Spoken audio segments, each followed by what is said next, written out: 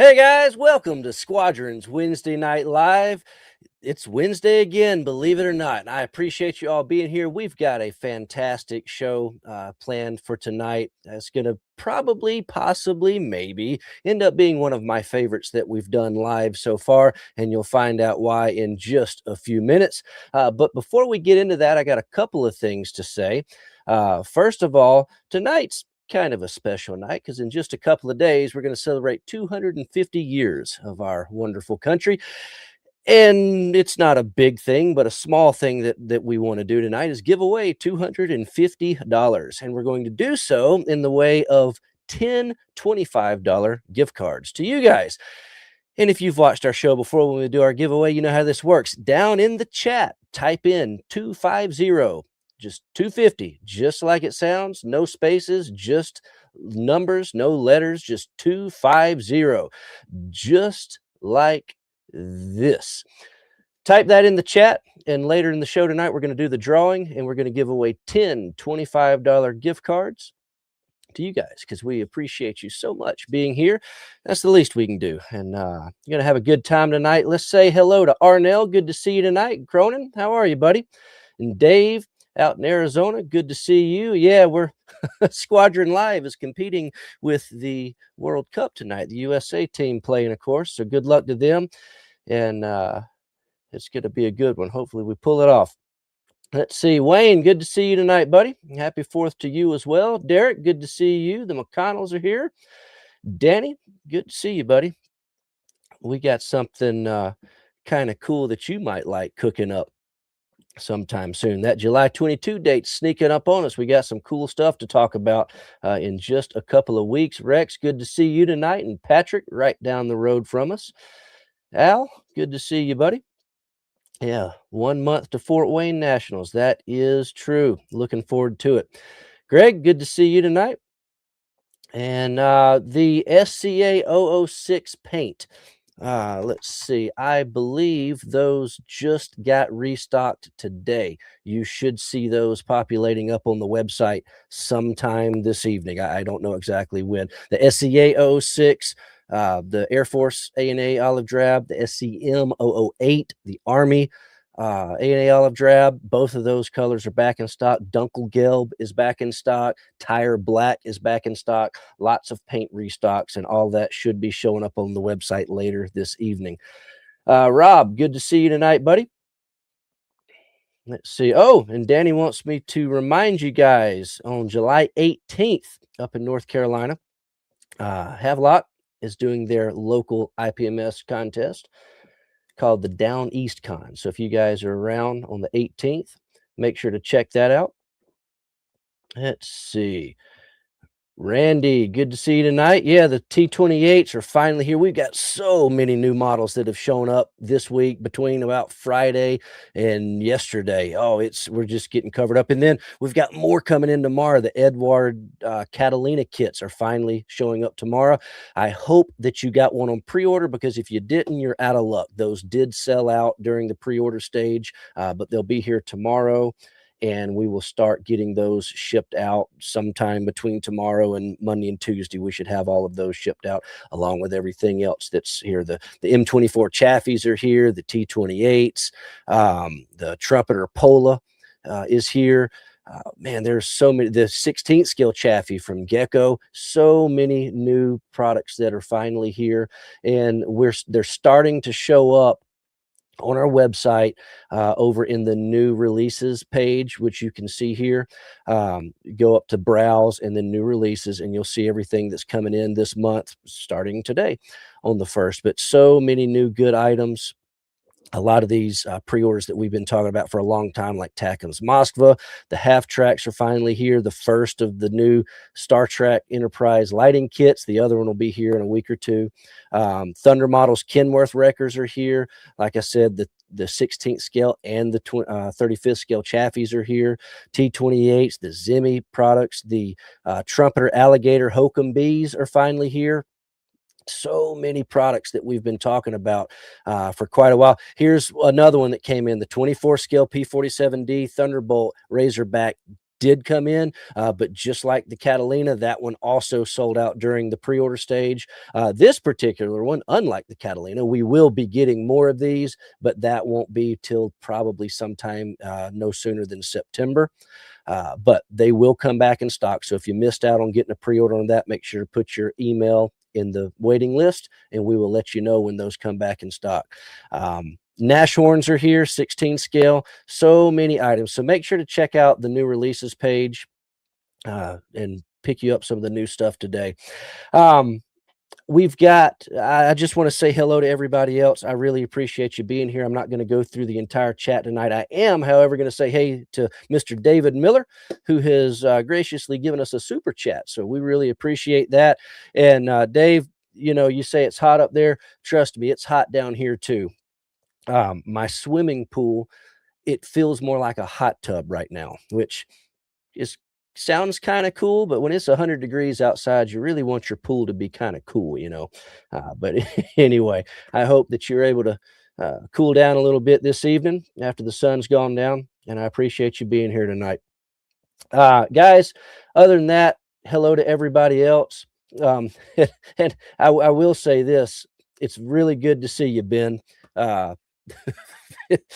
I wouldn't have ever said it publicly, but since you did, yeah, Ben, he works with us here at the warehouse, and he has broken his foot. So he's not been having the greatest time lately. You guys know Ben. He's joins us on the show and tell night. But hope your foot heals up soon, buddy. Looking forward to seeing you again soon. All right. So again, if you see the letters 250 in the chat, it's because we're giving away 10 $25 gift cards tonight. If you weren't with us a few minutes ago when we first mentioned it, so make sure to throw that in the chat. We'll do that in a little while. But for now, I'm going to bring on my good buddy Jeff. How are you tonight, buddy? I'm doing well. How are you this evening? Oh, just fine, I suppose. Yeah, it was funny when this heat wave actually hit. I looked at my temperature up here, and it was 97 degrees in Wisconsin, and I said it must be surface of the sun down in Georgia. And there's some spots. It was amazing. I was looking at the news, and it was actually cooler in Phoenix, Arizona, than it was in Wisconsin at one point. And I don't know how that's physically possible, but sun's gone down. It's still almost 90 degrees here. So, but hey, I'm down in the workshop, and it's a balmy 72 degrees, whether it's wintertime or summertime. So I can't complain too much. Oh, there you go. Well, we've got a very special guest this evening. Absolutely. And, guys, week after week, and when we do this, when we go to the model shows, or when we're just hanging out with our buddies or going to the club meetings, primarily the World War II model kits usually end up being talked about. Yes, there's other models that we talk about, sci-fi stuff, cars, modern military things, but a large majority of our hobby revolves around World War II model kits. So we're always talking about World War II stuff. Jeff's always talking about his Fletcher destroyers. He loves those. And I'm always talking about, B-17s and B-24s or whatever.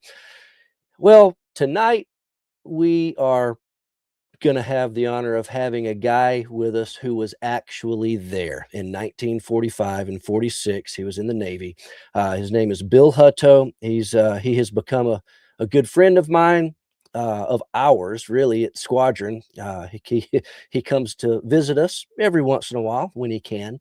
And when we asked him to consider coming on our show with us one Wednesday night, he was all in. He loves talking about what he remembers, and he remembers quite a bit more than you might expect. So I want to bring Bill on. Bill, can you hear us? Hello. Hey, buddy. How are you? Oh, I'm doing good. Good. Well, with what I got to work with. Oh yeah. Well, we're sitting over here talking about the weather. How's it down in your neck of the woods? Muggy, hot and muggy. Hot and muggy, they say outside. I haven't been out lately. I don't blame you. Well, I got one guy asking over here in the chat, how do you spell your last name? It's Hutto, is it not? Right, right. Okay, good deal. Well, Bill, how old are you? I'm 99 years old, January the 27th. So June the 27th, I had 7 months to 100. Wow, 7 months away from 100. That's Right. awesome, Bill. that's amazing. That's Yeah, amazing. I'm in you pretty know, good. I'm in pretty good health. No, no complaints, and I just can't walk far. I get tired walking. yeah, well, you can walk though. Yeah. That's a good Yeah. thing. And don't feel bad. I'm 60 and I can't walk either. So Now, Bill, when you came to the shop last time, which is about week ago, maybe a week and a half ago, you said something that I thought was kind of funny and cool, but I'm sure you were being serious. But you told me that this day and age, there's only about 3 places that you go to anymore. That's right. I go to the church, the doctor, and what? You go out to eat. And I go out to eat. Yeah. Yeah. Well, I remember at the shop you told me you go to the church, you go to the doctor, and you go to Squadron. Oh, Yeah. yeah. Right. Right. Yeah. Oh gosh, yeah. Yeah. It's always good to see you. Now, you are a model builder too. Right. Yep. Now, what kind of models do you like building?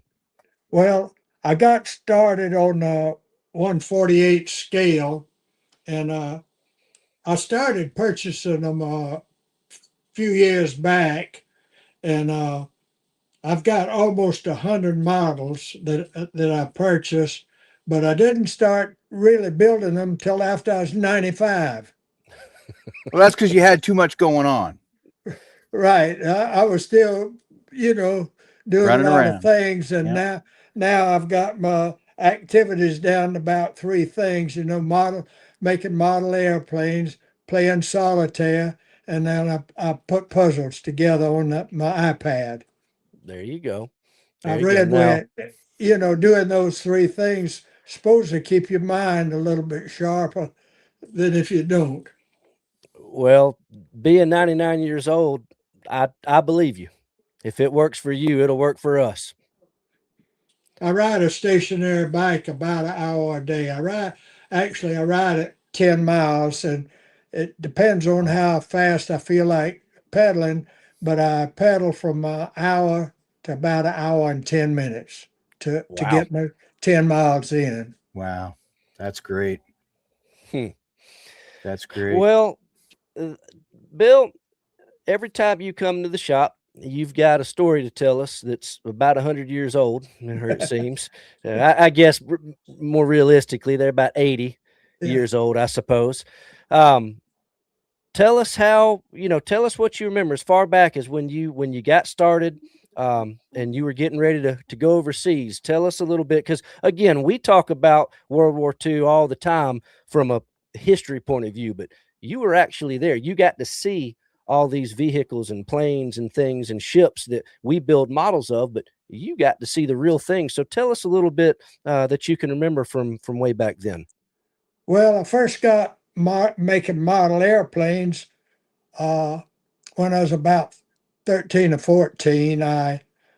You could go to the grocery store, and all the produce back then was in a wooden box, and the boxes were kind of I think fur, which was not too hard to carve. But I had a good sharp knife I could use, and I made I don't know, a couple of dozen models of that. If you get my iPad back there, I can show them. Uh, I believe it's on my iPad.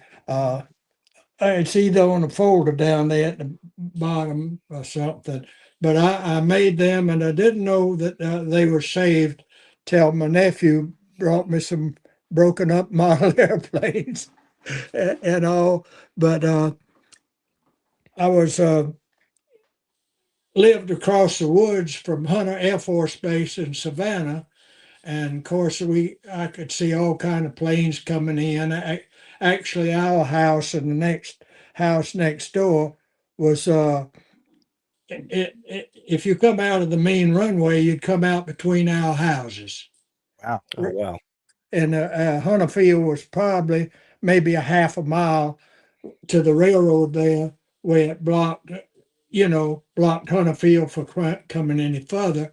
And I got interested in looking at the airplanes and figuring out which one was which. And Hunter Field had the B-17s, and they also had the Vultee Vengeance is a training dive bomber, but it never did develop because the pursuit planes, the fighter planes, they could carry bombs and were faster. But I think other nations did use it, and I saw it a lot. I mean, it was very common, and I got to see uh, the Navy planes come in. I saw my first P-51. I was in the woods and I heard something. I said, "Oh, something's different." And I run out to Clarendon, and there was a P-51 coming in to land. And then I was in the house one day, and I heard this other drone of an engine, and I said, "Oh, something new." And I run out there, and I saw my first P-38. Man, I was in hog heaven, man, looking at those, and a P-39 Airacobra had come in, and it was old B-18, I believe they call it, some kind of old pot-bellied bomber. Uh, and when they come in and was landing from our side, uh, the guy'd be standing up in the hatch there, and I could wave to him, and he'd wave to me. It was so low, and you couldn't see the color of his eyes, but he looked like he was a foot tall, and it was just something. Oh man, I was just, man, anything about a plane I run out to see. And then they had a aircraft spotters place, and I volunteered for that, and they let me volunteer as a kid. And every time I'd see a plane, I'd supposed to use a phone and call it in, and I'd call up and say, "There's three B-17s going by," and the guys, "Hey kids, just tell us whether it's multi-engine or not." I'd tell them the actual plane, what it was. And I was real interested. The Air Force recruiter come by the school one day, and I happened to be absent. I was a little sick, and they signed up a lot of the students to finish high school and then be a pilot, And then after those guys signed up, they called them into service and then put them in infantry. And I said, "Boy, was I lucky." And so that led me to signing up in the Navy before I was 18. It was myself and two other boys. One day in school, I walked out of class and I looked in, and there was one of my buddies there, and he was just finishing up a test, and I motioned for him to come out, and he came on out, and I said, "I'm going down and join the Navy. Why don't you join with me?" He said, "Okay." So we walked out and went down the steps. Another boy that I knew hollered at me. I live rurally out, and he lived down the road from me, and uh, he hollered at me and I hollered back. I said, "Come on, we join the Navy." And he said, "Okay." And we all three of us walked out of school, right out of school, went downtown to the Navy recruiter, and we got to the door, and he looked at us and didn't pay any attention. And I waited a minute and I knocked on the door. I said, "Don't you want somebody to join the Navy?" And he said, "Well, come back when you get old enough." I looked like I've always looked young for my age, And I said, "Well, I'm 17." And he said, "Well, you got to get your parents' signature." I said, "I can get that." So he signed us up. And then the next day I told my daddy, I said, "I need you to go downtown and sign some papers." He said, well, I'm not signing any papers where you failed in school. Yeah. I said, it's not the test papers, Daddy. It's something else. I said, it's to join the Navy. He said, well, he says, I'm not signing any papers. I said, well, I said, I don't have to be 18 to join the Merchant Marine. I said, I don't want to go in the infantry. I don't want to live in that mud and snow and all like that. And I told him he was kind of strict. I said, if you make me sign up with the Merchant Marine, I said, when I leave, I ain't gonna come home. So I forced him into signing me in the Navy. So we signed up, and then we had to from Savannah. We went up for Macon for the exam, physical and all, and so I passed the physical, okay, and we were sworn in, and I was sworn in 2 days before I was 18. Wow. And so they didn't have enough troop train, so they sent us home for about 5 days, and then we went back to Macon. And then they had enough, and we got on a train and went to Great Lakes for boot training. And That's that was my in stomping grounds. Wisconsin. I live right near Great Lakes. Yeah, and so we went up to Great Lakes there, and that was in February and March of Ooh. 1945. I think Iwo Jima was it Iwo? Yeah, Iwo Jima was going on at that time. I just finished, and I got between Iwo Jima and Okinawa. Okinawa was happening when I was in boots there, and we went home for 10 days and came back up. And the guy said, boy, you're going to enjoy it up here. He said, we go out front. He said, catch the train. We go up to Milwaukee, and the people there meet us at the station, take us home for the weekend, and just treat us so good, And I said, boy, I'm going to love this. My name was called out that afternoon, and I went to the West Coast the next day on a troop train. I had one liberty before I went overseas. I got to California. I couldn't go because they lost my pay records. It wasn't with me, and I got one liberty, and then I was shipped overseas. And it took us 30 days to get to the Philippines because we went to Pearl, went below the equator, down around Guadalcanal, and then up from there to the Philippines. We didn't pick up a destroyer escort till we got up to Manison Admiralties, which was about 2 degrees below the equator, above New Guinea. And we got up to the Philippines.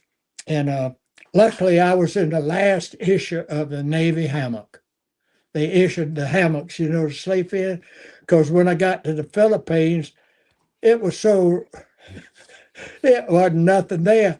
I slept between two palm trees in my hammock. I had no tent. It was nothing to sleep in. We had to get out and walk a mile or so to the mess hall. By the time you walked to it and went back to where you were staying, and you had to turn around and walk back to the next meal.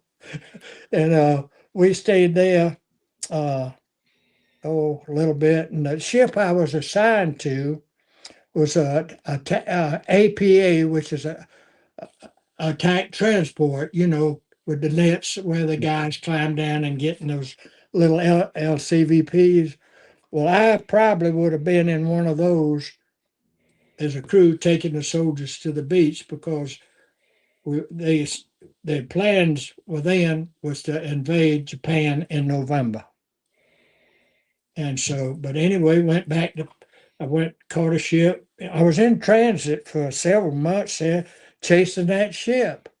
I'd go to Pearl, it'd be gone, and we'd go back somewhere. I ended up at Ulithi in the Western Carolines, and was there the longest period of time that I was ever in one spot up to that time, and that was about 6 weeks.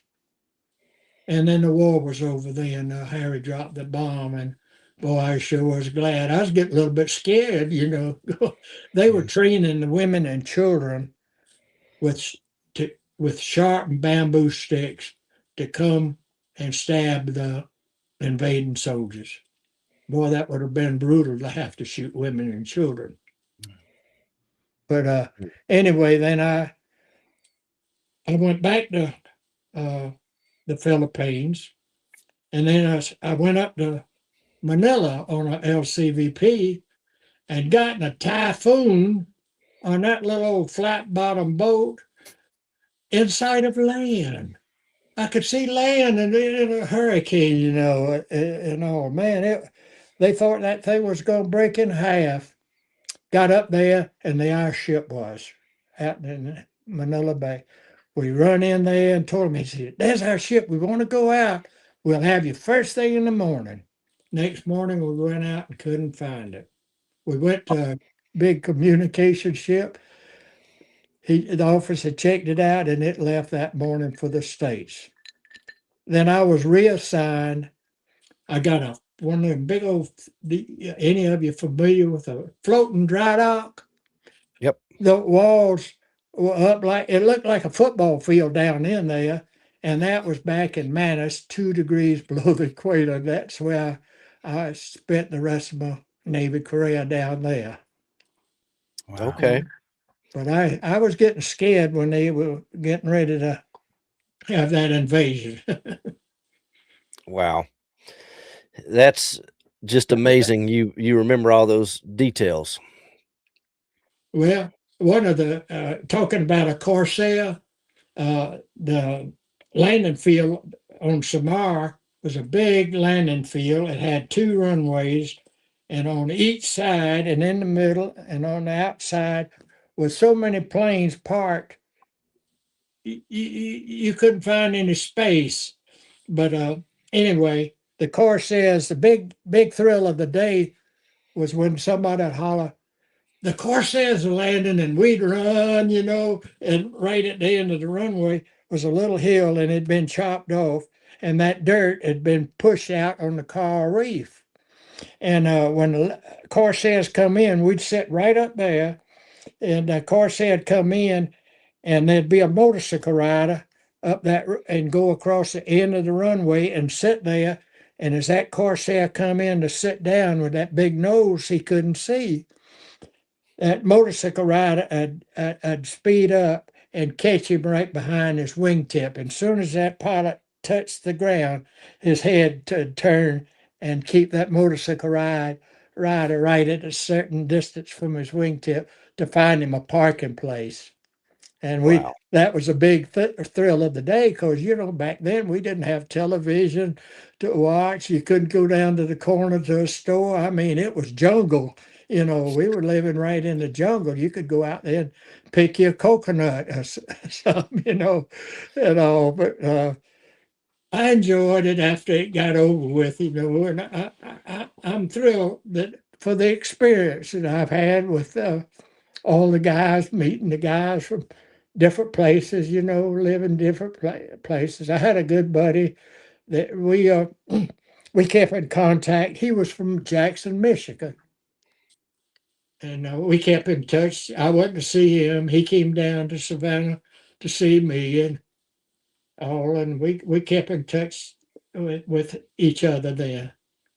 And I just really enjoyed it. I wouldn't give anything for it. Right. Well, now, Bill, you've also mentioned before, is it your brother that was also serving at the time? Yeah, my brother, he was let's see, about 5 years older than me. After he finished high school, he went down to Pensacola and worked at the Naval Air Station. And later on, he joined and went overseas. And he was on a baby flat top, one of the smaller ones. And he used to tell the story about when the guys were in Okinawa had the Marines and all pinned down on the ground, and they come out from the cave. And he told about the pilots. They said, "Well, we'll get them out of that cave." And he said they perfected. They just bombed by sight. They'd fly at that hole and pull up and drop the bomb. And if it missed the hole, they could judge the speed. Judge the distance and when to release the bomb. And he said those pilots on his carrier could fly in wide open like that, shooting the machine guns so they couldn't come out and fire at them, and pull up and lob that bomb in. And he said they could lob a bomb in a 4-foot square hole. Wow. They got where they could lob. He said they put a delayed action fuse, and he said it'd slide in there and hit the back and blow. And he said, boy, you could see every guy's getting slung out in the air. And he was a gunner. Uncle Edwards? Yeah, he was in ordnance. He could fly. He didn't have to fly, but knowing my brother, I'm pretty for him to say that he could see men flying out. I'm sure he was flying because he was one of these that he could grab a buzzsaw by the hand. You know, he was man. He was something. He was tough. So when the war ended, did they send you to Japan for occupation duty, or did they send you home? No, I stayed down there till they decommissioned that dry dock. That was decommissioned, I think, in about June of '46, and I come back and got to San Francisco on July the 7th of '46, and from there I was sent down to Long Beach. I stayed at Long Beach about a month, which I enjoyed that. I had a beautiful train ride down the coast, boy. If you want to see some scenery, you ought to take that trip down the coast. You could see the rocky rocks out there at the ocean. And we was up on that plateau, and then you could look down through the valley of orange orchards. It was beautiful, and stayed down there about a month, and then caught a troop train all the way back to Jacksonville, and was discharged at Jacksonville, and it was about August of '45. My tour of duty, I didn't sign up for 4 years. They had a tour of duty back then called the War in 6 months duration, which was convenience of the government to discharge you. Right. So I knew that I didn't want to stay in 4 years because I wanted to get back and finish high school, which I did. I came back, went to high school, had a big time. Had money, you know, then and all. I had fun in high school after I come back out. I was going to say, how much of a change of dynamics was it? Because, you left high school at 17, and then you And went then off and Well, served your country, and then you came back, you're big man on campus then, right? yeah, the guys there didn't like us too much because the girls favored the veterans over there. Of course. we come back with some money, and could go out and have a big time. We didn't have to work. I didn't work. I just lived on the money that I got out with, and all. And I didn't worry about getting a job till after I graduated that fall. Right. But What did you do after you graduated? What was your career choice? well, one day at school, one of the guys that lived on the road, his daughter, he was picking his daughter up, and he stopped and said, "William, what are you going to do after you finish high school? You got a job lined up?" I said, "No, not that I know of." And he said, "I work out the railroad." He said, "If you want a railroad job," he said, "How old are you?" I said, "Well, I'm not 18. I'm 21 yet." And he said, "We can't hire you before you're 21, but he said, when will you be 21?" I said, "In January." This was in August. And I said, "In 21." He said, "Well, a couple of weeks before you get 21, come stop and talk to me." And he said, I can get you a job over on the railroad." So I worked at auto parts for a while till I got my age up, and I stopped and talked with him, and he got me on, and I started with Atlantic Coastline Railroad on my 21st birthday, Wow. Oh, wow. and I worked about 4 years. Me and the union didn't see eye to eye. I didn't like to be told what to do by the union, and and all. And maybe I shouldn't have left, but I did. And various other things kicked around for a while, and finally ended up in Atlanta and going to working for freight line as a dispatcher, which I enjoyed the job as a dispatcher. I talked to one company, let's see, Roadway up was the one I worked with. They had 400 drivers, and I knew them pretty well, got to know them all well and all. And they knew I joked around a little bit, and they'd come in and tell me a joke, and I'd tell them a joke. And I was real honest with them, about things. And they got where they do just about anything in the world for me. It just things that they didn't have to do. I could ask them to do. They said, "Well, I'm not going to do so and so," and I said, "Well, why don't you do so and so for me?" "Well, I'll do it for you, but I won't do it for those so and so's." I could ask them to do something they just told me they wasn't going to do, and they do it. But I enjoy it. I had fun. That was a good job. Was dispatching. Wow. Well, Bill, you know, you mentioned before you joined, you got to see all the airplanes right there at your house. So I'm Yeah, sure that a was lot of very all. cool. I didn't get to see the Navy planes, but I did. My daddy worked for the railroad, and I'd go down and see my brother at Pensacola. Right? And Pensacola had about what seven bases around there, and all. And you could walk out of the door any time of the day and look up and see an airplane.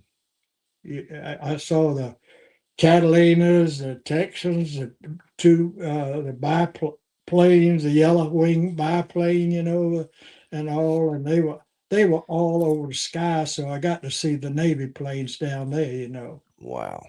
Well, once you got shipped over to, the Philippines and everywhere else you were out in the Pacific, what were some of the most interesting or unique vehicles or ships or planes or whatever that you saw while you were out, on duty?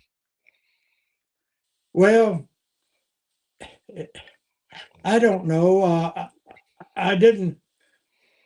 I was on one cruise and I was on bridge lookout that day. I was picked to go up on the bridge, and I saw something that looked like a sailboat. And I said, I'm not going to call the bridge and tell them I see a sailboat out in the middle of the Pacific.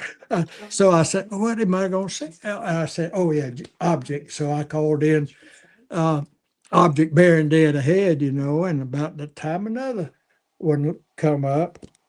And when I saw the whole ship, it was one of the biggest ships I'd ever seen. It was a battleship and a cruiser just going across there. But before they got up over the horizon, I just saw the U.S. ships were pyramid shapes. The superstructure was pyramid shapes. That's why you could identify them. And that fascinated me kind of. But that dry dock, that was something else. You could let water flow into it. It could sink down. We had a diver, and he'd go down and check a ship's hull. And we had a little tugboat you could pull in, and they had a couple of dockings while I was on there. And then they'd pump that water out. It was a 7 pontoon dry dock. They were pulled overseas by a seagoing tug, and then they were welded together, and they'd pump those arms. Were laying down those wing walls, they called them, and you could pump them up with an air pump, and and that fascinated me how you could sink something, you could pull a battleship on it. It was big enough to pull a battleship. It picked up the New York battleship, New York, pumped it up out of the water, and it. I'd never seen anything like that. I'd seen a destroyer one time launched in Charleston. Got to see a destroyer launched, and but that dry dock, it was boring duty, but it was fascinating kind of to see. A lot of sailors got cheated out of a trip back to Pearl of the States to have the ship work done because it had two there in Manus, they had two at Guam, and they later on they had brought them out to the Philippines. So that saved a lot of times on ships getting, hulls repaired. But I like watching the Corsairs come in. That was a I big bet thrill. so. Well, one of the things you mentioned a few minutes ago, when you left California and you were headed out, you said y'all stopped at Pearl. Yeah. How was that when you got to Pearl and saw Pearl at that time in 1945? Well, the first time we stopped just for 24 hours a day, they wouldn't even let us off the ship. Ah, I was disappointed. But when I got back there, and when going back to Pearl, I love that Hawaiian music. And boy, I went to ship's company as soon as I could to hear that Hawaiian music. I opened the door and walked in, and they were playing a jukebox with stateside music. It disappointed me. I had to listen to the music I heard. I didn't get to hear the Hawaiian music. okay. That was a Wow. kind of a disappointment, but I can tell you the song that was playing on the jukebox to this day Oh, was yeah, what's that? Erskine Hawkins Tipping In. I can tell you that. I'll never Wow. forget it. That's amazing. One of our guys watching tonight, he says amazing memories. He says he can't even remember why he walked to the kitchen. And, and here you are telling us things that happened over 80 years ago. Yeah, that was what, about 82, wasn't it? 18, Um, yeah. Here I've got Jeff just found a picture for us to see. If he is correct, and he usually is on these kind of things. This is ABSD-2. Okay, the two was next to us. We were the four, and the two was the south of us. We were the bay at Manus had a small mouth, but the bay went I think something like 24 miles back in there, and we were all the way down at that end. And the two was actually with us. It was if you see the difference between the two and the four was this one is 10 pontoons. They were smaller, but they were 10 pontoons, where ours was 7 and was approximately as big as it was. And Hmm. on ours, they had this where these cranes are running on top of the walls there. They had superstructure, a structure built, and the cranes were on one edge and on a superstructure, and that's where they had made our barracks up on that, and we got to sleep topside instead of down in the hull. Wow. And Okay. that was the difference there. And I worked small boats there. We had a 40-foot boat launch, and we go from 4 to 2, and then maybe the mail was another port down there. But to go to mail at the main station was about 10 miles, I think, and you could watch the boat go, and it'd go over the horizon, but go into the main station. You could climb up to on top of that 55-foot wing wall and see it. You walk down there and you couldn't see it. But that the two was next to us. Hmm. Wow. Well, you've got a lot of people watching you and listening to you, Bill, tonight, and lots of people just commenting. Thank you for your service. Hey, I Awesome didn't know. memories. I didn't Yeah. know what I was doing. Well, it's just a lot of people loving hearing the old stories tonight, Bill. So, um, what else? You got to have something else for us. What uh what else would you like to talk about? I see. My problem is I don't know what all to ask you. Because you've got so many memories, I don't even know where to begin. So pull something else out that you think might be interesting for us to hear from back then. Well, back then you went to the movie and you saw your newsreels. You didn't see anything on uh, TV. You didn't have TV, and they'd show you some reels, newsreels. They'd have a movie and a newsreel for about 5 minutes or something. And they'd show you something that happened that day, in the service or something. And we'd see the ships shooting it for an invasion, and and and all. And so one day up at the Great Lakes, they marched us down to the edge of the lake, and they had all guns lined up in concrete for gunnery practice. And I was okay. Went down there and was just standing around casually taking it in, until the group ahead of me, they said, commence firing. And I never heard so much racket in all my life. And I think I grew 5 years right there. I said, this ain't the movies now. This is the real thing. Yeah. And I think I aged 5 years, I think, right there. I think my hairs on my neck stood up and all that. I said, what have I done? I said, I've asked for this. What about sleeping in the hammocks? Oh, I told about sleeping in the hammock. Yeah, it was Philippines? I pulled a trick on the two boys. It was three of us there. We were deciding what we were going, how we were going to sleep, and between the palm trees. And I happened to find out it rained just a little bit before dawn each morning. So as it started, I said, well, I want no, I said, I want up top. And that got their curiosity, and I lost the argument. I said I didn't want a big old python coming along and wrapping around me. And I lost the argument, and I had to sleep on bottom.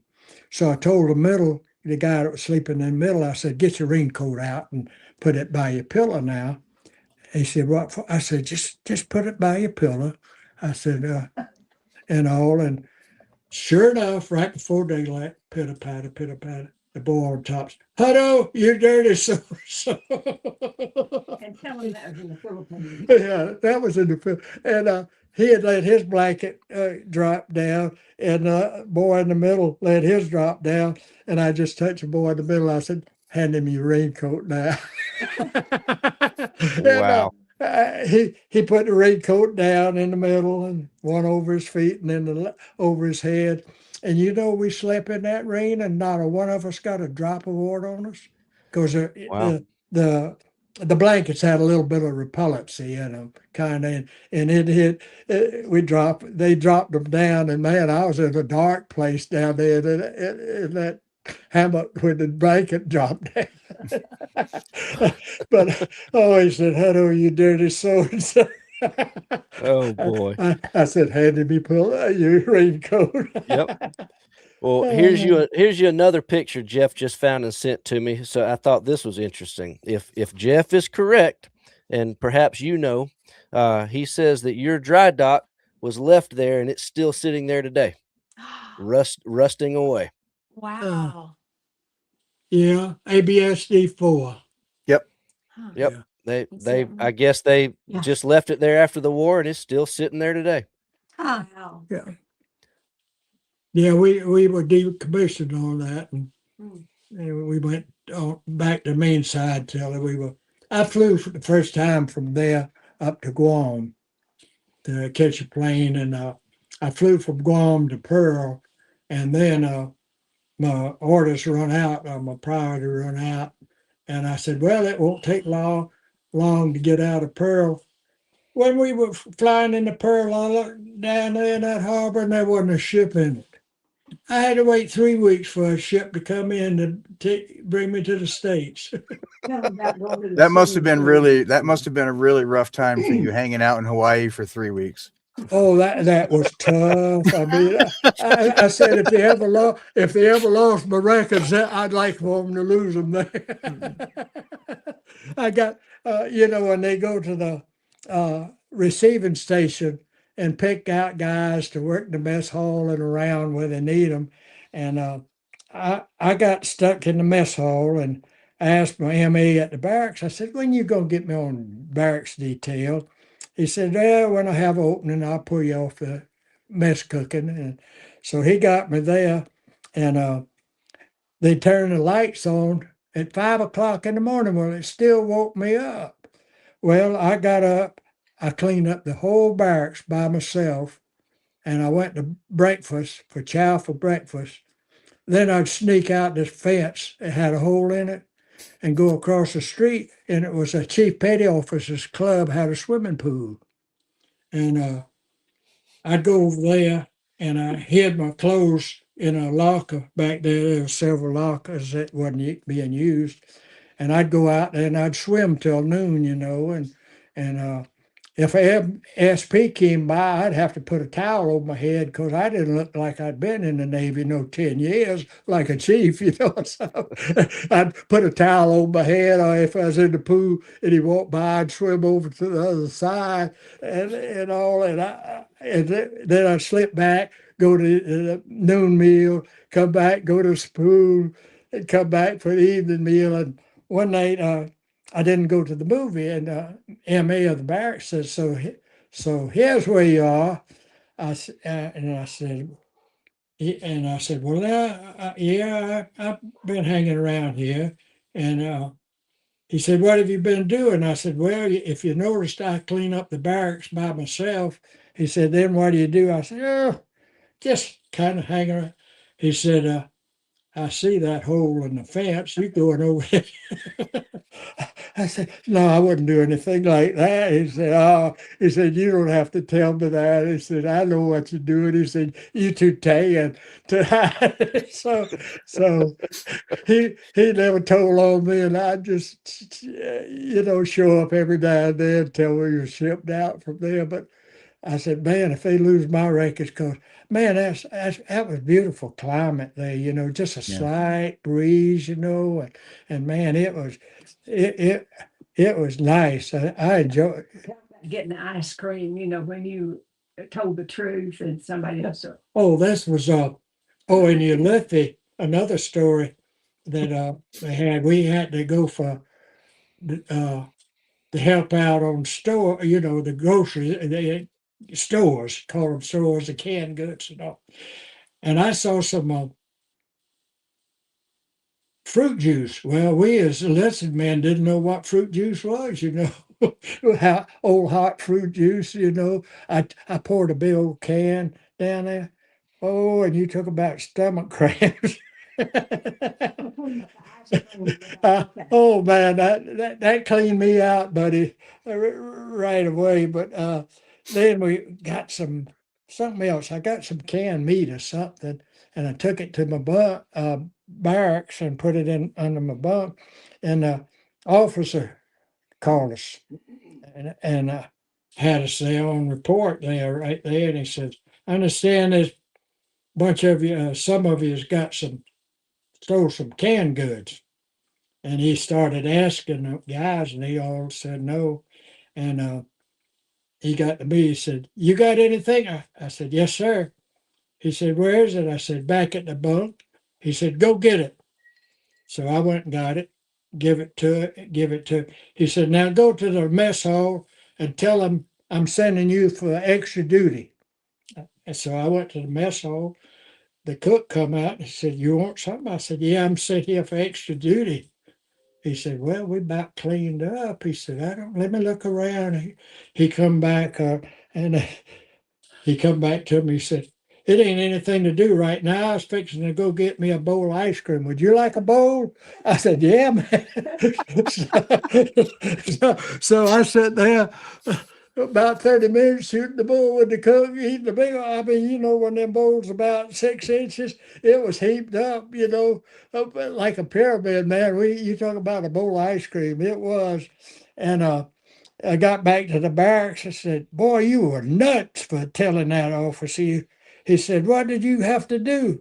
I said, "Well," I said, "it wasn't much to do. So me and the cook, we ate a bowl of ice cream." Yeah, you tell the truth and you get a bowl of ice cream. That's great. They said, "You're the luckiest thing in the world." Boy, that's military logic for you, though. And at Ulithi in the evening, they had the bear hall, it opened up. They had picnic tables and where they got the ice from, and they bring the beer and be iced, and they give you a chit. It looked like a movie ticket. And as we were standing in line, I got I saw the guy handing out Cokes, see, so I said, give me 2 Cokes. He didn't ask me for the chit, so I put it in my pocket. And my buddy from Michigan, he said, Hutto, he said, 2 beer don't get it. He said, you need at least 3. He said, you start feeling better. I reached in my pocket and I said, you want this? He said, where'd you get that? I said, well, they didn't ask me for it, so I just stuck it in my pocket. Figured you might like to have it. He said, well, they were gathering up and going off. He said, I better go get my beer now. And I was with the 21 guys all this time assigned to the same ship. And I didn't drink or smoke. And the first 30 days, you wouldn't believe the harassment I got. Hutto, you ain't gonna be no sailor. You got to get drunk and drink whiskey and smoke and all to be a sailor. I said, well, I guess I won't be one then. So they couldn't break me down. And after a month, it started getting down. And about the end of the 3 months, they whispered to Hutto, I wish I had your willpower. I said, well, I just don't like the stuff. I said, I don't want it. And he got his 4 that day, the first day. And one of the other boys, I had my Cokes hand, guys, Hutto, you drinking those Coke? Hey, you got Hutto's beer. So he slid him one over, and those 2 guys had 3 beer apiece. They wouldn't tell nobody. And they got my beer, and they took 3 apiece, and I drank the Coke. That's I had an older lady here about a couple of months ago. We were talking and got on health wise, and she said, Cokes will kill you. I said, they will. I've been drinking them since I was 18, and I said, you mean I'm gonna have to quit drinking Cokes? She said, well, they bad for you. I said, well, I drink Coke. She said, well, how many do you drink? I said, well, I drink about 3 or 4 a day, I guess. She said, what? You drinking? I said, you know what? I said, you just been listening to too many Pepsi commercials. Because I don't drink anything because they give the Cokes are cold. That was the only thing that we could get cold was 2 Cokes or 2 beer, and I got my 2 Cokes, and I drank Cokes. And anyway I go, if they don't have a Coke, I don't drink a Pepsi or anything else. I got to have a Coke, You drink all the same thing. and I drink. The only thing I drink is Cokes and tea, sweet tea, Southern style. You know what that is, don't you? It's real sweet. Oh yeah, That's sugar with a little bit of liquid in it. Yeah, yeah. but yeah, I enjoyed it. Really, after I didn't get shot at, and always a all. good thing. It was a good experience for a kid away from home, and all. And I didn't run into any trouble. I didn't get in any trouble. Well, I didn't drink and smoke, and so that'll keep you right there out of trouble. And a lot of guys would get drunk and all, and Did you but ever give any thought to staying in the Navy, or did you just want to no, get out and come I home? never really did. I know at one time I thought about going back in because I living rurally. I I rode the school bus about 1 or 2 days, and that was so kid stuff. I mean, when I was in the Navy, and we were in a class or something, the instructor have to go out. He said, "I got to go out in a few minutes now." And he said, "If you talk, try to keep it down so it won't, get too loud or something." But in school, if you if you say one peep, I'm gonna come back in. And I thought that was so childish. I went home and I told Daddy, I said, I don't know if I can ride even the school bus. He said, well, take me to work and use the car. So I I take him to work, go to school. I had the car, and he didn't go anywhere at night. He had uh, I believe it was 47. He had cataract operation, and he never did much driving. And so I had his car at my command, pretty well. Nice. So So I had it good. I lived back at home and had money to spend and then railroad. Got the railroad and then we worked 7 days a week back then. And I got on a 3 to 11 shift. And man, I got out of whack with the girls. I didn't know any girls after a year.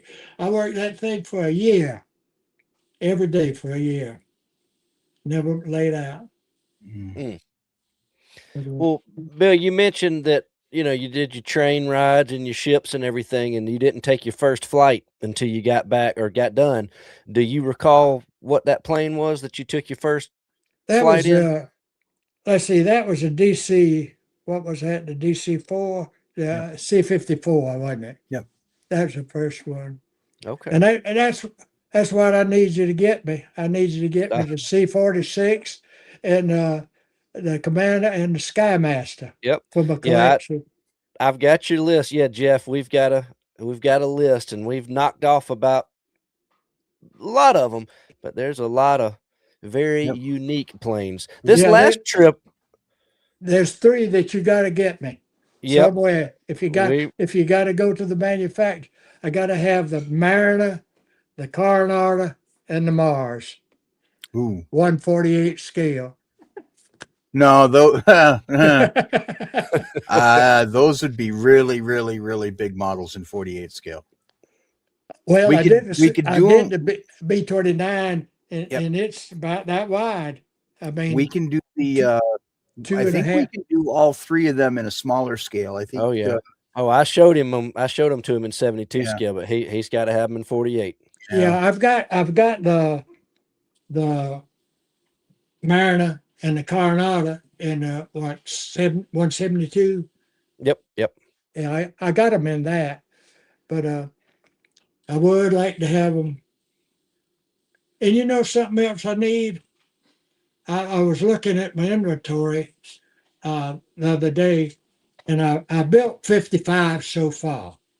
I've got 55 going, and I got 27 not built yet. And I got to looking, and I didn't realize it. I don't have a Spitfire. I need you to send me a Spitfire. Well, we can absolutely hook you up Oh, with a 48 absolutely. scale Spitfire. You got my address and credit card and all. We'll get you hooked up. We'll We'll get you hooked up. I said I can't imagine that I didn't have a Spitfire because I got three P-51s. I got the B, I got the Malcolm hood. I mean canopy, and then I got the bubble back. Okay. I got all three of them, and I did the P-40 and all, and I did a German Messerschmitt in 124, I believe I got it, but I got Okay. it in the 148. But and I would have bet you $5 I had the Spitfire, but I don't have it. Didn't have it. We Well, will we're gonna get you fix that hooked up. problem. Yep. So I said I gotta have that because I'm soon gonna be on making foreign stuff because those six that I said I need. Oh, I want a Ford tri-motor too Quarter Yeah, that scale. in Yeah. 148. Now, Yeah. 70 seconds, the only one that's available. But And that's the old monogram kit. I saw a Ford tri-motor when I was a kid flying around because you could sit on our front porch and look out over Hunter Field back in the 30s when those old guys used to come around barnstorming, jumping out of parachutes, and I'd see the old Ford tri-motor, and then you remember the old auto gyro? Do you Yep. remember that? Yeah, Oh, the Pitcairn. fuselage plane, but it had the gyro Yep. to go around. They'd come around and all, but I just didn't have the Spitfire. I don't Yep. know how I missed that. Well, Well, we we're will get going. that taken care of for you. And that's the 148. Yep. Yep. But Do you have a favorite brand? Have you every modeler eventually finds their brand that they just it's their go-to. Yeah, I can't think of which one now. that I wouldn't want particularly because they didn't have those little pins to line it up. You had to line it up just by itself, Yep. and I don't remember which one that was. I believe that was one with the Vultee Vengeance, Oh, which was the yeah. British. What company is doing that? Do you remember? I think that's the one that Airfix, maybe? Was it that orange box? Was it yeah, in an kind orange of box? That's a kind Dora of Wings. thing. Door wings. Yeah, Yeah. yeah, Yep. doorway. I think that's the one that I think that doesn't have that. That was the hardest kind of to get together. Some I like the monograms, Mhm. the classics. Yep. Yep. But yeah, I like those because but I just got me a couple of clamps, and when I get to glue the wings together and can get the pins down, Yeah, I clamp 'em clamp it down. all the way down to get them little cracks. But my models won't be made as good as somebody younger because my hand is shaky and my painting is rough. I'm still hand painting. I was thinking about maybe trying the spray painting, but I don't know yet. I don't know whether I want to get Or the airbrush? airbrush. Yeah. I don't know We can whether I help you want. out with that too. Yeah, I know you can on that. I've got the testers, and you to go in the little tester bottle. I've got that, but any other paint won't fit in it. Mm. 'Cause the bottles won't fit, and all. And I've tried to get a fitting to go on that little compressor, but Yeah, he brought it in, and it's a really weird fitting. We're and trying to use a to get him different squared away. airbrush, use the gravity feed. But Ace Hardware don't have anything, and I think my son-in-law he tried me at Granger's, and so I don't know where to go after Well, that. we're gonna get you set up, Bill. Next time you come up to the shop, I'm gonna have a couple things waiting for you, Spitfire included. Yep. But I got my turntable. I'm upstairs right now. I got to get it fixed up where I can show you my planes down there. I've got the shelves Okay. down, and I built my shelves concave, like the big shelf on the top, big on the bottom, and it goes in the middle, and it seemed like you can see the planes good that way. Yeah. I put my smaller planes in the middle and my larger ones up and on the bottom, and they laughing at me here. We're making fun of them. They making fun of me, That's all but hey, right. I'm having fun, Now, doing them, and all. And I know I'm not making them as good as somebody, with a steady hand and all, but it's serving the purpose. yeah, That's not you're what it's having a good about. It's time. It's about serving my purpose. it's Now, about what I'm having going, fun.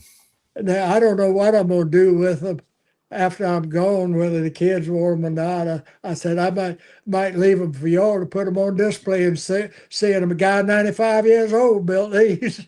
There you go. Well, you know what they say. They say that you can't go anywhere till you build all your models. So just keep buying them, and you're good to go. I've got. Do you Oh, want to hold these up and see? Can you? Oh yeah, I was hoping you were going to show this Did you picture. see that? Bring them. That's the wooden ones that I did.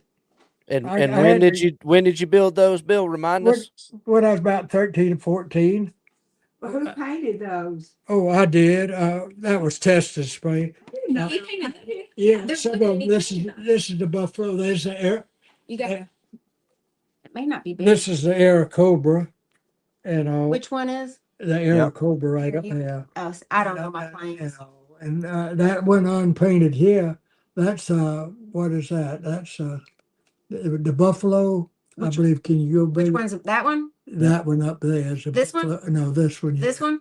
That one up. That one? Yeah. And see the P-38 there on your Yep. slotted. Is that P-38? Yeah. No, up. Oh, this one? Yeah. See Oh. the tail section is Yep. broke off. Oh. And Bill, so you built these in the early 1940s, and you carved them out of wood. Yeah, my daddy had got us a scroll saw, and you could go when you went to the grocery store. If they got grapes come in a size wooden box, and oranges come in apples, and we'd try to get the wood boxes, and then I'd take the wood apart, and I'd get some of it was the ends were about a half inch to 3/4.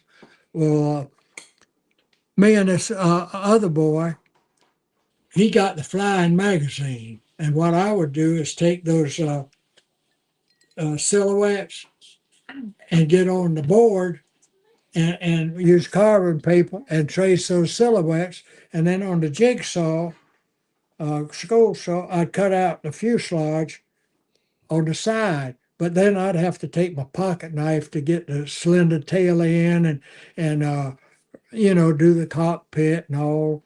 And the sides on those orange crates, crates would be a little over 1/4 inch. And I built a B-24 and a B-17. And somewhere I found a 2x4 that was tougher, a little harder than balsa wood, but it had a red tint to it. And I could make my fuselage. See, what's that? The B-24, Yep. and I could make it, and then the fuselage side, and then I'd just have to trim that down, and that I could sharpen a knife where you could take the hell on your arm. I got where I could sharpen a knife, and put it on the old razor strap, and get and I could get the taper on the fuselage, but on the 17, the wing was thicker. So I took two of those boards and I glued them together. I put glue on them and then put a weight on them. And then I had the thickness of the B-17 wing taper down all the way out, that way. And we got. Now, Bill, let me ask you a question real quick, because something just and I thank you, Janice, for sending that picture to me. I told her to text me the picture so we could put it up on the screen. Yeah. So when we're building models now, we have I guess you almost call it cheating compared to what you did. We get a model. And we open it up and you put it together, you follow instructions, and there's what it looks like. And if you need any extra information, we have the internet. You can go look at pictures of B-17s or whatever. But if I understand in my head correctly, you were carving these with a knife when you were 13 or 14 with no reference material other than the airplanes flying over your head while you were sitting on the front porch. And you managed to create these planes that are extremely recognizable, what they are, based on just watching them fly over your house. Is that correct? Well, I did them from the 3 View in the flying magazine. Okay, so you did. Okay, See, good. like, You at least had something to go by. You're amazing me one way or the other, but you did have a magazine. Okay. I have no idea what scale of the 3 View was, but I could take the 3 View, like the wing top of it, and on the scroll saw cut it out. But on I the see. tapering and like the motors, they would be square, and I'd have to round the motors off and make any little indention, from the hood on the motor where it has a little flare. I'd have to do that by knife. Wow. Now, you But said that these models still exist and you did not realize that they had survived. What did you think happened to them and how did they survive? And where are they now? my oldest daughter has them. She took them home and washed them, cleaned them up, and took the pictures. Now, Okay. Why did you think they were missing? well, I hate to say it, but my dad was hard to get along with, and anything I did, he was not interested in. And they were probably put out in a shed outside the house. Nothing stayed in my bedroom. He even put my baseball glove out when I left the house, or something. And so I lost my baseball bat. My nephew said he had it, and my nephew, she said one day, said, "You know, I got those old planes you had," and I had no idea they were even anywhere in existence. And he give them to me, and Wow. that was what was left. But anyway, I had them in a box. And Charlotte, she's the daughter that came with me in Les, Right. and she took them. But I'm the favorite daughter because he lives with me. There you go.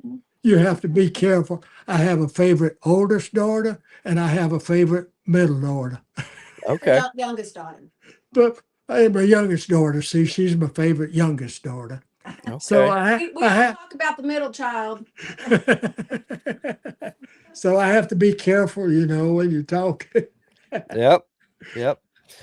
But Wow. Now we got one guy asking, do you have any pictures? And maybe this is something that you can send us for one of our future shows. But we're gonna have to see some pictures of your recent builds okay, that you've been building. what I'll do, I've been thinking about that. I'll get a big piece of plywood and put a white towel, and I'll bring one down and set it on that, and I can take a picture of each one Okay. of them individually, and I'll do that, That'll be great. and do that, and because I've got, like I said, I've got 55 built. Okay. And I got 27 right now, less plus the Spitfire, which is coming to me somewhere. We'll do a dedicated show and tell episode just to But your collection. I'll get Yeah. them. I'll get one of my daughters to take the pictures for me, and we'll get that set up because Okay. if you back up from them, you don't see the little flaws that I have, that the distance about 3 feet will take care of any little mistake I've made. Hey, Bill, Yeah. that's a game we all play. They all look good when they're sitting way back there on the shelf. Well, Yep. and I'm still in the learning stage too, because had to learn certain glues on the clear plastic. Some will disappear and some won't. So I've had to learn that, and some of the paint. Now I find out is you can thin with water, and some it takes that paint thinner and all. And so I'm in a learning session still going on. But if you look at them about 3 feet away, they look pretty good. One of my favorite models is that old yellow PT-19 biplane. I had my trip in that for my birthday. My daughter set me up. I got to fly in that one, and the boy across the street from me, he went in the Navy, and he was a sub commander, and had me lined up to take a nuclear sub ride, and 9/11 come up, and I wanted to fly in that old plane and then ride in a nuclear sub, but my sub ride petered out. Oh. I won't get to do that. But he had me. He was captain, the boy across the street, and his mother said he could get me on there, and we're getting it lined up, and all of a sudden that happened, and I'm disappointed on that. Wow. Because, I wanted that ride. I bet. Bill, one of the other things that you mentioned to me last time you were up here at the shop is you were telling me about how many of you World War II vets there are left. Have you got those numbers? Have you got an update on that recently?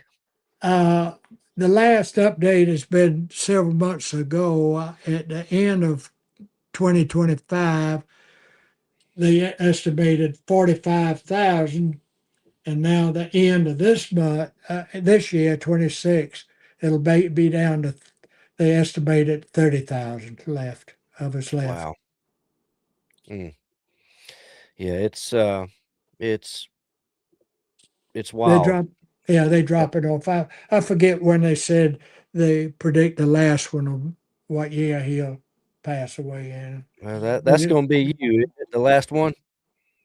Well, my heart doctor, I was going to him, and he retired on me, and I said, well, get me one that's not going to retire. I said, I'm getting tired of training doctors. I said, I ain't had the first doc. I don't have the first doctor that I used to have, you know. And I said, I get a new doctor. And so he got me a young guy. And he took over and I said, you're not going to retire now, but now I said, aren't you old, young enough for the final haul? You know, he said, yeah. He said, the way you look, he said, I'm gonna have to put you down for 105 though. Good, But he good. said, You can get but all those models built. but I am like I say lucky. I am blessed. I don't have any big problems that I know of. I can eat what I want. I got my same teeth.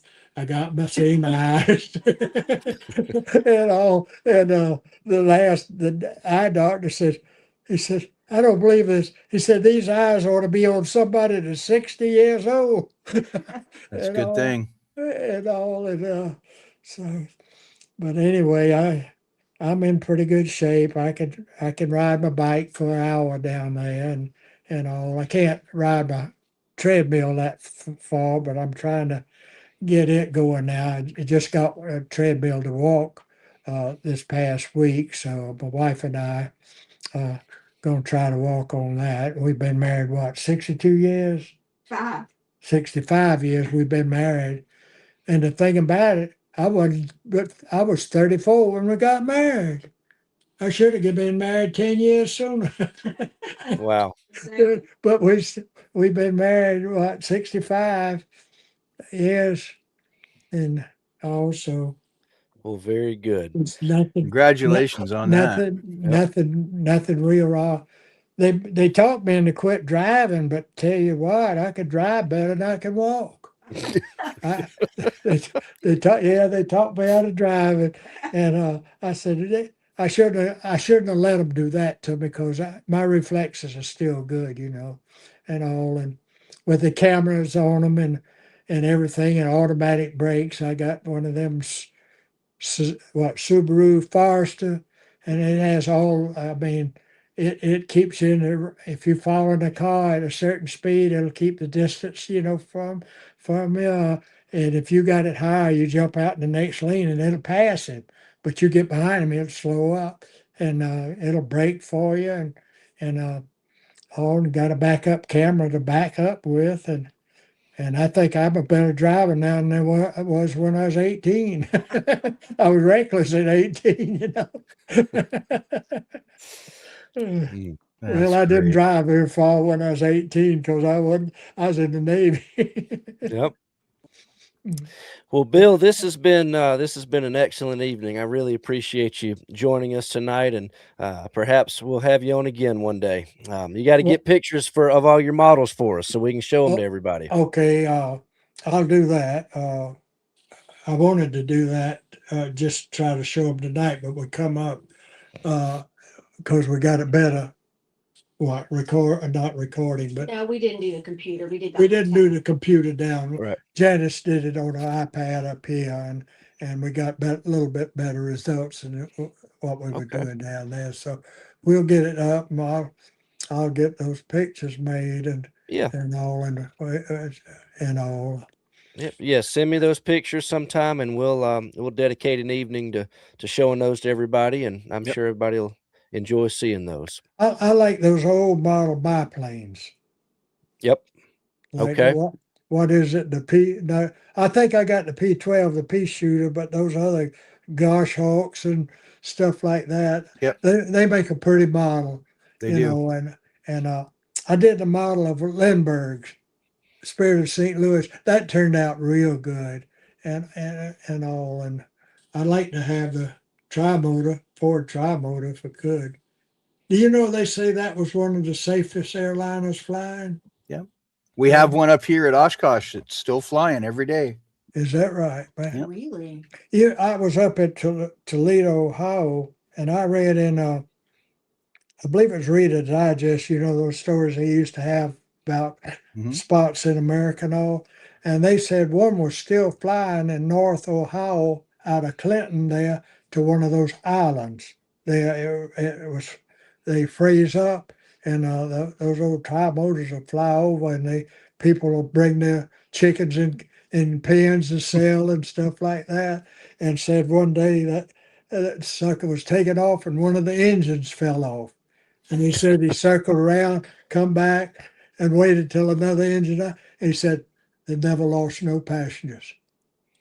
That people, they were so faithful in that, to that airplane that it was safe and all. And they said there's some still flying around in South America. Yep. Yeah, we've got one up here in Oshkosh that is run by the museum, and they do Boy, they do ride. I'd love to see that show. Well, it's coming up in a couple. Do I? Tell them my dad had a PT-19 and they still fly. Her daddy, my wife's daddy, got a PT-19, that single engine. It's still flying. Wow. Well, And that's the air she's- venture's only in a couple of weeks, so Hmm. convince Janice to take you on a road trip up here to Wisconsin, and we'll take care of you. Hey, I got a grandson that's a pilot now. Well, they're even better. He could fly you right in. You'd be a celebrity. There you go. There's another Oh. thing going on. Some guy in a restaurant, we were talking, and he said the organization that he's knows or something will take veterans free to Washington to see the Mhm. the Honor flight. honor play. Yeah. Have you done that yet? No, but if I ever do, I'm gonna write President Trump that I'd like to meet him and see what I'd kind of answer I You get. probably got a pretty good chance. At 100 years old, you could probably make that request and it would come through. Yeah, I'd like to meet a president. I've seen two. I've seen Kennedy at a distance, and Harry Truman was a grand marshal in the St. Patrick's Day Parade in Savannah, and I had a movie camera, and as he come around the corner, he was in the convertible, and I walked out to the street to get his picture, and he waved to me. Aw, So, that's great. but I'd like to meet Trump. Well, there you go. You need to meet a president and take a ride in a nuclear submarine. Right. That, And build a Spitfire. Yes. yeah. Yep. We We can help you with one of those three things, but you're on your own with the other two. Bud Anderson was on, I was watching him one day, and he was talking about coming up to Oshkosh, and he flew one of Jack Roush got 251s, don't he? Yep. And Jack let him fly one, and he said that's faster than the military because the weight's off of it. And he said, man, he got to fly that thing and come back. And he said, this little old girl come up to him and says, well, are you having fun? He said, he said, now that's a stupid question. He said, I'm having fun. Yep. He had more shot down more than, what's his name, Chuck? Shot down more planes than Chuck. Chuck Yeager? Yeah, Chuck. Yeah, because Chuck got publicity, but Bud Anderson was shot more down than Chuck, and he said he had a German on him one time. He said that sucker was good. He said he couldn't shake it. He said. He just said, well, we'll see who's got the best plane, and they headed up. He said he saw Messerschmitt do that. He was in his 51. He said, I got him now. So he come back and was able to get him. He said he had him. Boy. Yeah. Bud was a great guy. True gentleman. It's sad about old Richard Bong, though, wasn't it? Yeah, he was a Wisconsin boy. Yep. Was he? He had the Pacific record in a P-38. Yep. And then they took him back to test planes, and the first one blew up on him. And, because he saw a jump out of his plane because he didn't have a parachute and it was on fire. And they said he went up and looked at the guy on the ground and noticed he was shaken up a little bit. So they decided to take him out of service and give him that easy job. And the jet blew up and killed him. Wow. Bill, living down in Atlanta, did you know Oh, the Devastator guy, George Gay. Gay.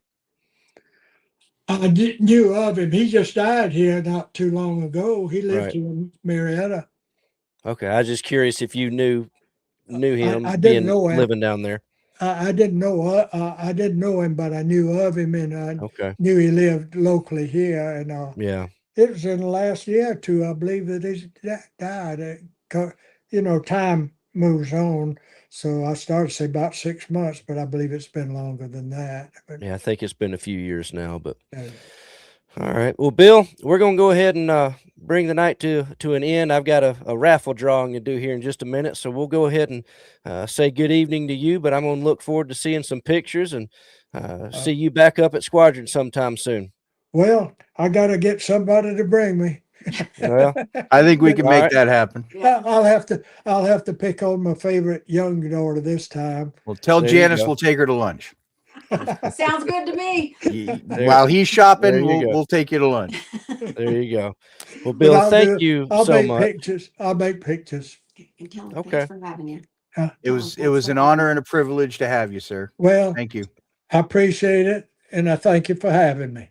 Absolutely, buddy. It's great, and I look forward to seeing you back up here in Ringgold sometime soon. Well, I'll come back as soon as I can get somebody to drive. I know you will. I'm sure we'll see you soon. All righty, Thank All you, right, sir. buddy. and we'll see you later then. Thank you, sir. Talk to you Okay. soon. Yep. Good night. Good night. Well, that was awesome, Jeff. It's not every day we get a World War II vet on the No. show with us, and at some point in the next decade, that's probably not going to be possible. So No. you take these chances and enjoy it. So, but we've got Yes. money to give away. So we're going to, if you're at the beginning of the show, we told you to type 250 into the chat.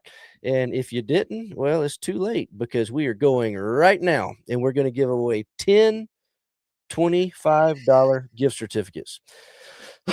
And the first one is going to Thorpe 361. Now, the way this works, I've got a spreadsheet going over here so I can see who all wins. But to cash in on this, you've got to email me at info@squadron.com and let me know that, hey, I'm Yep. Thorpe 361. I'm the one that won. And that way I have your email and, I can put you, because this is going in as a store credit into your Squadron account. So if you don't have a squadron.com account, you better go sign up for one real quick.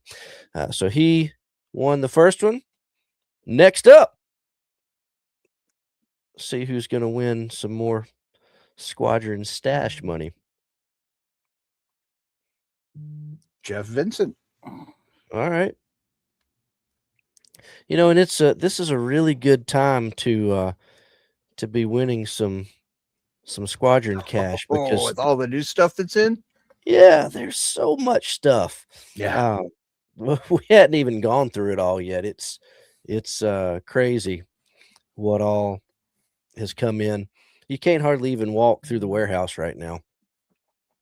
But that's not a bad thing. No. Greg is winning next. Good deal. It'll be interesting to see what everybody spends this on. Spitfires. Yeah. Spitfires for Bill. There you go. Mike Fuller. There you go. Get all these put in here. Jeff, one of the I better save this file real quick.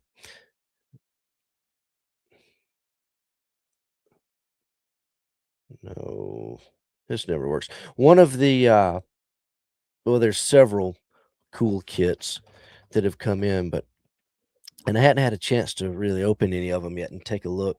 There's a few of them that I'm particularly excited to pop open and take a look at. The that 16th scale Nashorn. Yes. I've not done. Oh, look at that. He won. I haven't done any 16 scale stuff. And I know that you're like all in, the bigger, the better for you on the scale. That's my scale. Yeah. For armor. So, well, yeah, you like 32 skill planes and 16 skill. Do you know Yeah. why? Well, go ahead and tell me. Because Hey, I wear recon. glasses and I can't see anymore. Well, this Nashorn's got me intrigued. I don't know why. It looks cool. I don't know if it looks as cool as the Ferdinand. Oh yeah, far more cooler than the Ferdinand. Let's see. You got to be kidding me. My screen just crashed on me. Have you Oh, been keeping no. up with how many we did? No. I think that's 5, maybe 4. I was thinking it was who was the last one that won before recon? I don't know. 6, 7. So the last guy that I have on my spreadsheet because it crashed and I had to reopen it was Mike T2 Hanger. But I feel Mike like and Fuller. Mike Fuller. He was number 4. I feel like somebody won right after him before recon. Okay, do you have Greg? Yeah, I got Thorpe, Jeffrey, Vincent, Greg, Mike Fuller, and recon. I think I'm missing somebody. And I can go back and watch the replay. That's not a problem. But the question is, how many more of them? Well, if you end up doing... I know. So this is going to be number 7. Gotta love when the computer crashes. Yeah, I think I'm missing number 5, so I'll have to go back and look at the replay. Gordon gets number 7. Phoenix. Oh, yes, you're right. Perfect. Yep, he was number 5. All right, I'm going to hit save after each one now. All right, Gordon. 3 more to go. Who's it going to be?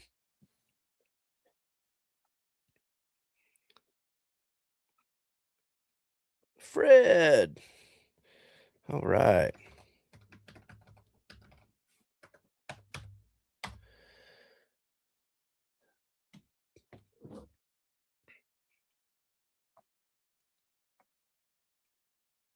It's funny watching all the names flip by. Clipped wings. All right. Well, Jeff, one more. One more. You ready? Here we go. Place your bets. Place your bets. Survey says Nico goes. Good deal. Well, there you have it, guys. $250 of Squadron cash for you to add to the stash. Make sure you contact us at info@squadron.com if you're one of the lucky recipients. We will not be reaching out to you. You need to reach out to us. That is correct. Well, cool. Well, Jeff, this has been a great night. Very different, but that's good. Every once in a while, throw a curveball in there. Well, such a unique opportunity, like you said, and I think all of us remember, fathers and grandfathers and uncles that fought in World War II and served in the 40s. And for some of us, we lost that opportunity decades and decades ago. I know, my grandfather passed in 1975, so I never got a chance to get those stories. So it's so great to bring back, that those stories and that wisdom and that sense of history.